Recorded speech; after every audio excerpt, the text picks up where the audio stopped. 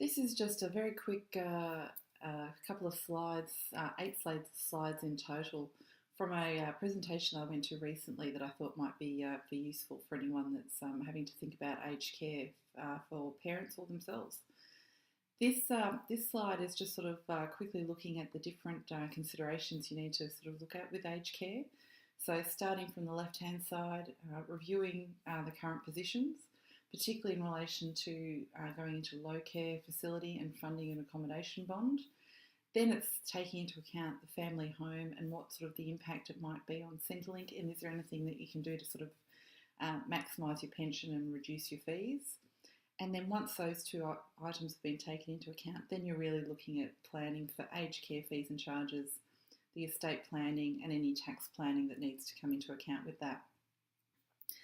One thing that people always get a little bit confused about is they think they need to do the organising of the finances at the start of the process, but actually when moving into aged care, the first thing to get done is the ACAS approval in Victoria, which is essentially the team that comes out and assesses you to identify whether you be going into low care or high care. Pre-30th of June, that determines what type of fees and charges you'll be paying. So the first step is that ACAT or ACAS approval. Then you're actually looking for a provider or an aged care facility, and it's that point in time that you can organise the finances and work out the best way of structuring your finances depending on what's being negotiated with the provider or what the provider is charging post 1 July. So in relation to the current rules, just a very brief overview, you've got the accommodation payments. You've effectively then sort of got the entry fee component, which is an accommodation bond for low care facilities or an accommodation charge for high care facilities. In addition to that, if there's any extra services that you want, then you're paying those extra service fees. Some people will negotiate a higher accommodation bond up front for lower extra service fees. In terms of care fees, you've got the basic daily fee, which is paid by everyone. But in addition to that, there's an income tested fee. It's determined by your assessable income, and there's a test that that assesses what your assessable income is.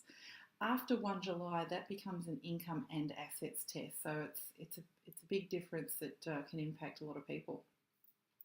So in terms of three golden rules that try and implement before 30th of June. The first one there is family home being kept, then try and structure the bond. So part of the bond is paid by a periodic payment for that indefinite exemption for Centrelink. Potentially negotiating a higher bond for clients that might be affected by the assets test.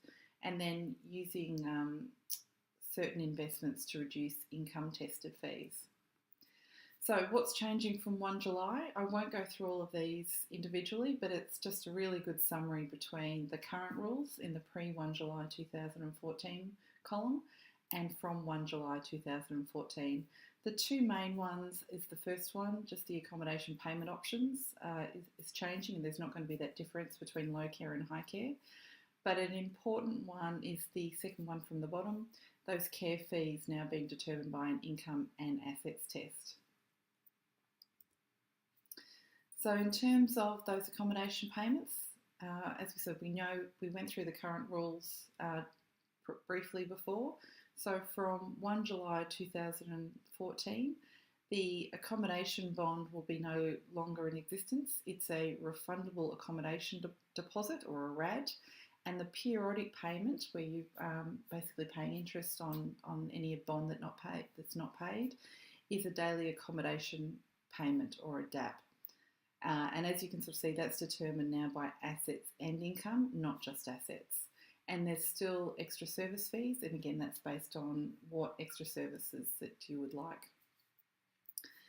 So this is just another comparison between the care fees. And as you can sort of see, that means the income tested fee under current rules becomes a means tested care fee under the new rules. And it's based on income and assets, not just income. So essentially, how does that impact those three golden rules that we mentioned? Well, now we're sort of, instead of a periodic payment, we're talking about a daily accommodation payment. to get an indefinite exemption on the home. You cannot negotiate a higher refundable accommodation deposit, but there might be other things that you might be able to do. And in terms of reducing sort of care fees, we're looking at anything that will reduce both income and assets under the income and assets test. Anyway, hope that has been helpful. Any queries, please don't hesitate to contact me. Thank you.